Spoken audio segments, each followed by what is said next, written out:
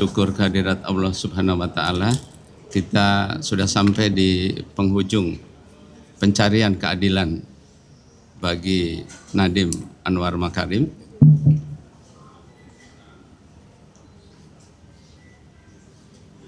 Hari ini sesuai dengan acara persidangan, kita akan membacakan duplik, yaitu tanggapan terhadap replik dari jaksa penuntut umum yang merupakan tanggapan terhadap nota pembelaan kita.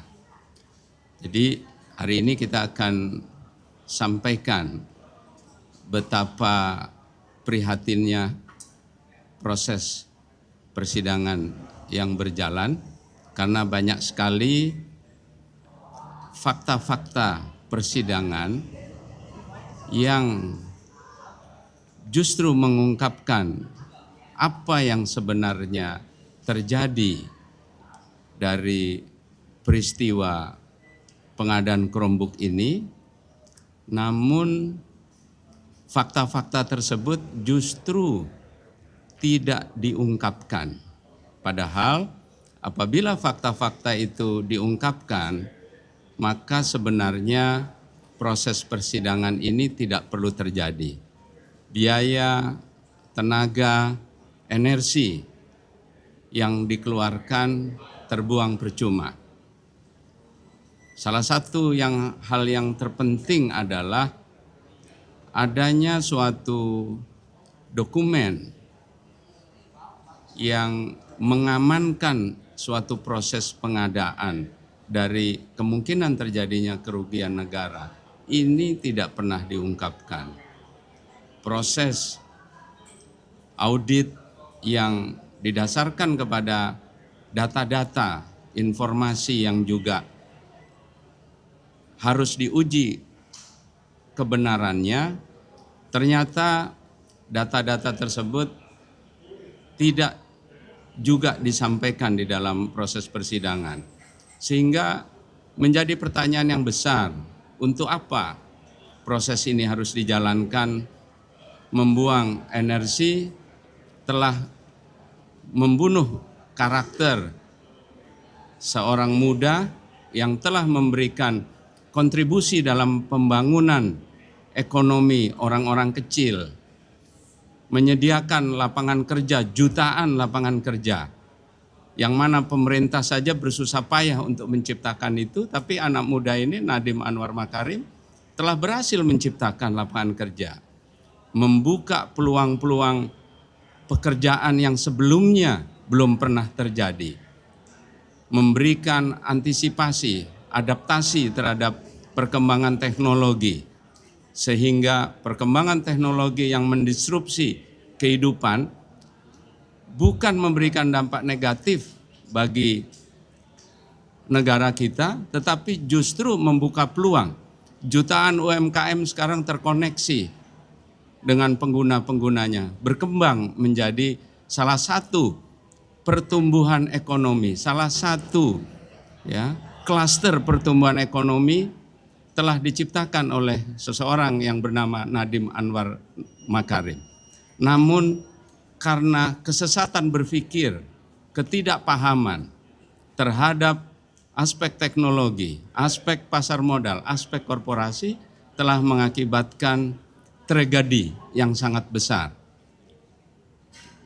Dalam duplik hari ini kami akan ungkapkan semuanya, bahwa hal-hal yang sebenarnya tidak perlu terjadi, akhirnya harus terjadi di persidangan ini, dan ini akan sangat memalukan, akan menjadi tragedi di dalam proses penegakan hukum di Indonesia. Pak Ari akan menjelaskan lebih lanjut mengenai duplik ini. Terima kasih. Wassalamualaikum warahmatullahi wabarakatuh. Baik kawan-kawan, terima kasih. Seperti yang disampaikan oleh Pak Dodi tadi, kita sudah di penghujung. Pada kesempatan hari ini, duplik kami ingin menyampaikan beberapa hal, poin-poin pokoknya.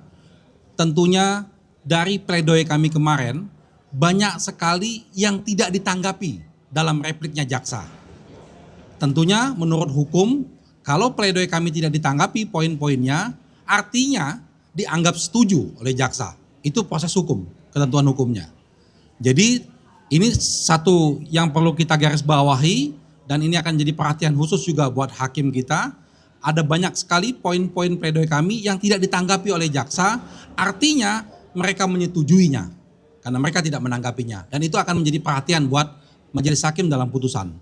Sedangkan untuk hal-hal yang ditanggapi oleh jaksa, hari ini kami kembali menanggapinya.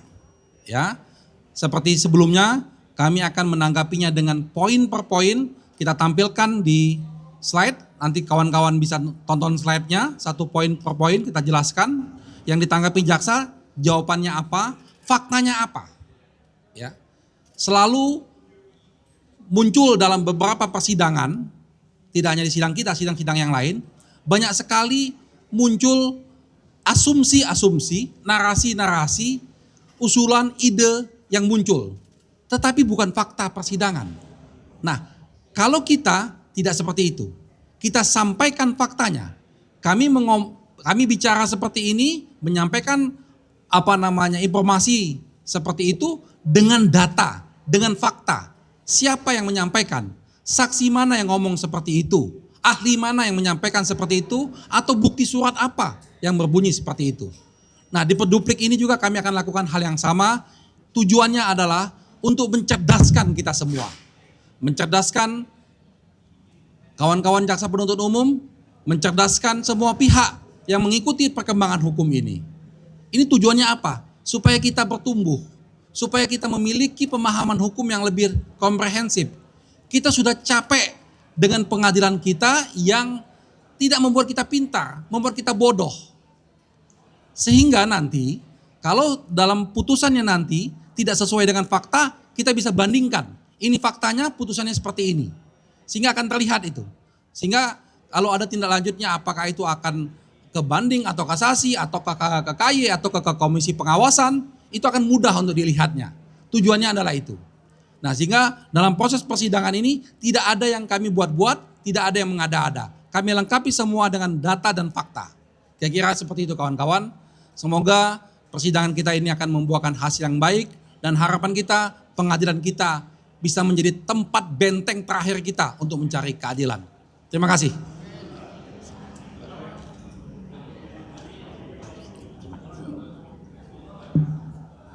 Assalamualaikum warahmatullahi wabarakatuh.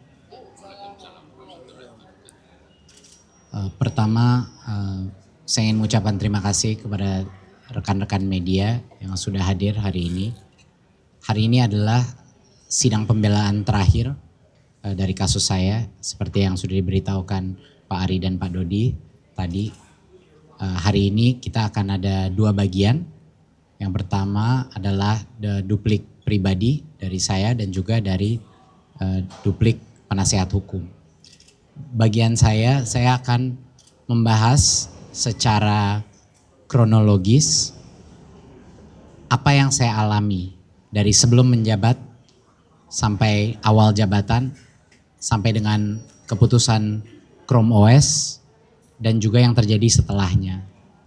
Untuk bisa agar majelis hakim baik publik bisa membayangkan seperti apa tugas saya, konteks situasi di negara pada saat itu untuk bisa mengerti semua niat baik yang telah dilakukan dalam kasus ini.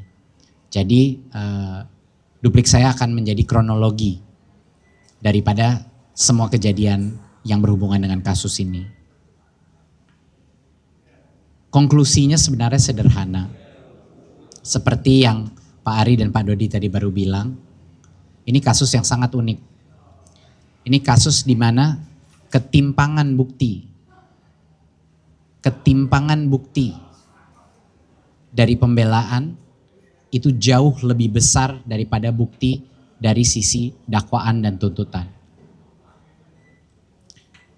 Yang akan terlihat dari ratusan lembar chat, hasil meeting, dokumentasi, korporasi dan lain-lain adalah begitu banyaknya bukti niat baik yang terjadi oleh saya, baik tim saya di dalam kementerian, dan itu adalah ironi terbesar daripada kasus ini, di mana semua bukti niat baik tersebut diabaikan, ya. Dan saya harap dengan mengutarakan duplik ini, baik majelis hakim maupun masyarakat akan mengerti bahwa satu, tidak ada kerugian negara yang disebabkan oleh kebijakan ini. Justru penghematan masif. Ironi terbesar kasus ini adalah saya dipenjara dan dituntut lebih besar daripada teroris untuk suatu kebijakan yang menghemat minimal 3,6 triliun rupiah. Untuk memilih suatu operating system yang gratis dan menghemat anggaran. Dan yang kedua adalah alhamdulillah semua interaksi chat di WA itu terekam. Kami sangat beruntung bahwa dengan budaya keterbukaan yang kita lakukan selama menjadi menteri, semua interaksi, diskusi dengan tim itu tercatat dan terekam secara WA. Dan dari situlah kami membangun pembelaan kami untuk tidak adanya niat jahat dalam kasus ini. Poin terakhir saya adalah narasi yang terbangun justru bukan narasi korupsi. Narasi yang terbangun justru cerita mengenai anak-anak muda yang idealis dan penuh dengan integritas, yang berani masuk dalam pemerintahan untuk melakukan perubahan dengan niat baik. Sama seperti niat baik anak-anak muda yang sekarang lagi turun di jalanan untuk menuntut perbaikan dari negeri ini. Kami juga selama menjabat hanya satu tujuannya, untuk mempersiapkan generasi bangsa kita terhadap disrupsi teknologi yang akan terjadi dan telah terjadi ternyata sekarang. Untuk mempersiapkan sistem pendidikan kita agar lulusan-lulusan kita tidak kaget pada saat mereka lulus menghadapi disrupsi teknologi dalam industri. Itu saja sebenarnya. Dan saya harap kisah tersebut, cerita tersebut akan bisa memanggil hati nurani dari para majelis hakim dan juga masyarakat untuk bukan mengambil keputusan yang aman, tetapi keputusan yang benar. Terima kasih. Wassalamualaikum warahmatullahi wabarakatuh.